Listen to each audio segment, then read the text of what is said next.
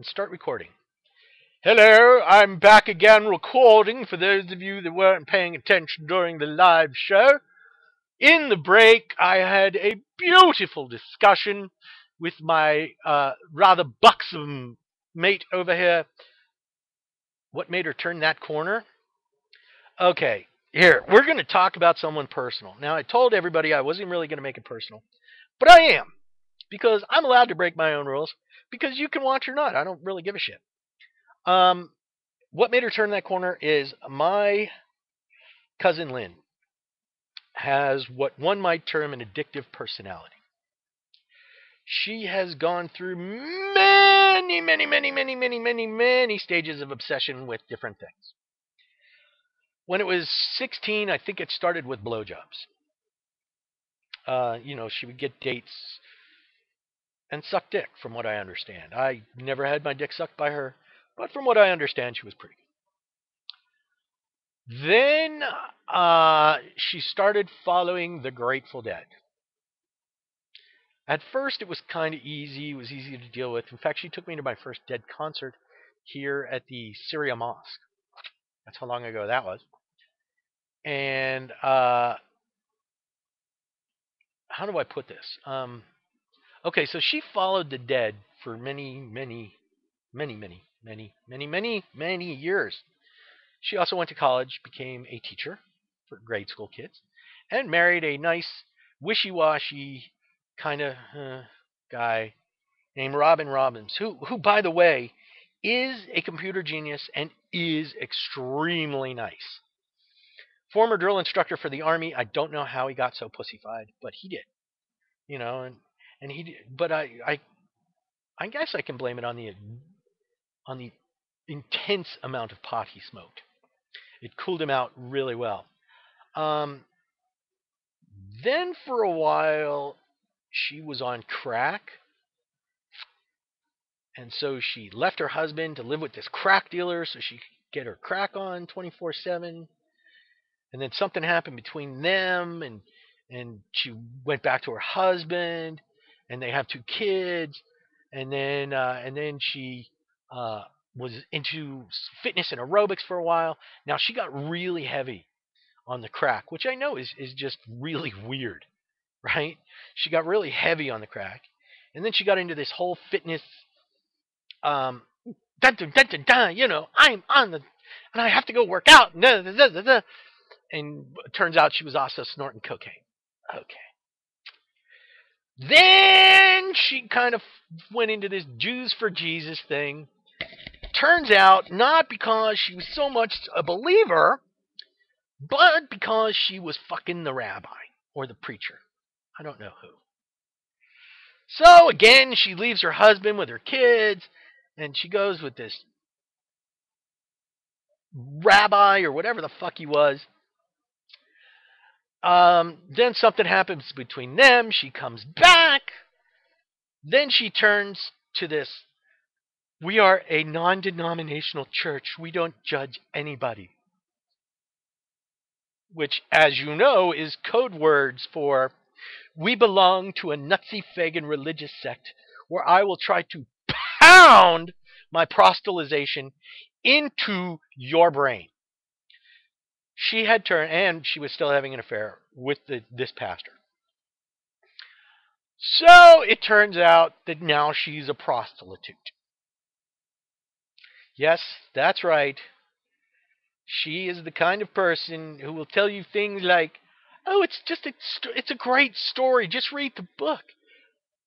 So it just so happens to be about people involved in Jerusalem during Christianity's rise, and he's a Roman and she's a follower of Christ.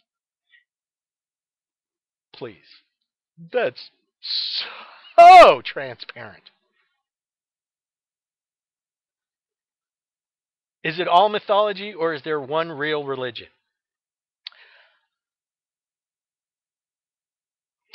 I kind of lean on the side of religion, even though I was raised Jewish. And if anybody has checked my profile, it says my religious views are complicated. Because they are. Because I have a strong Jewish identity. check the honker. Okay? But I am agnostic enough to say, who knows? Nobody was there. The Nicene Council was held 300 or 505th century Anno Domini. So it was at least 500 years after he was dead. At that time, there were 1,800 different sects of Christianity gathered together in Nicaea for the Nicene Council. And they decided which Gospels would go into the Bible and which Gospels would stay out of the Bible. Which is why we have things like the Dead Sea Scrolls, which contradict some of the Bible. And it's entirely possible that since these are all stories handed down word of mouth to word of mouth, because there was no real writing of this, that it's possible that the name Jesus was a catch-all. Like, the guy's name was actually Sid, who did this particular miracle, but no one could remember, so they went, oh, it was Jesus. Which, by the way, if you actually consider in those times, his name wasn't Jesus. His name was Yeshua, which is a Hebrew name for Joshua. And his father's name wasn't Joseph, because that's an Irish Catholic name, and they didn't have Irish Catholic names then. I mean, let's say he was a fucking Roman, his name would have been Guernica or Guernicus. Okay? But not that. He was Jewish. He was a Jewish carpenter. His name, more than likely, was either Jacob or Yitzhak, not Joseph. And her name was not Mary. Okay? Her name was probably Miriam. This is a pet peeve. So it's Yeshua, Jacob, and Miriam. You history rewriting for your own sake motherfuckers. And anyone who believes that Jesus looked like the Shroud of Turin, you're out of your fucking minds. These were brown people. The Semites were brown people. Not just from complexion, but from being out in the sun all fucking day. See, this is why I meditate. So that I don't fly off the handle. But it just doesn't seem to be enough for many people. Okay, so that's a pet peeve. Okay, so we're talking about Jesus, Mary, and Joseph. Oh, and by the way, Mary Magdalene was more than likely his fucking wife. First of all, he was 33 years old. He lived in a Jewish society. Even if he was a Fagala, which is entirely possible because he still lived with his mother. 33 years old, he's 33 years old, lives at home with his mother. She thinks he's God. He could have been a Fagala. But he was probably married to Miriam Magdalena. Or Miriam. Because that's just the way things were done, and it might have even been an arranged marriage. Who knows? So did 40-year-old Jacob try to show up with 13-year-old Muriel in a donkey at a hotel and try to pawn it on God. Yes! 40-year-old Jacob did try to show up with 13-year-old... you think it's Muriel? That's good, too. Yeah, I like Muriel. Muriel's a nice Jewish girl name. And a donkey in a hotel and try to pawn it on God. Absolutely. What did I say?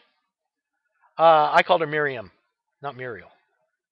Or I might have said Muriel. I don't know. I have no idea what I'm saying. I'm just making it up as I go along here. Okay, so this is the end of my next segment. I have to stop it. Oh, Miriam. Okay. I have to stop it here. So let's call Jesus' mother Muriel and his girlfriend Miriam. How's that? And his wife Miriam. That way we keep them separate. Okay, I'm going to stop recording now so I can save this and save it up to YouTube, but I will continue broadcasting.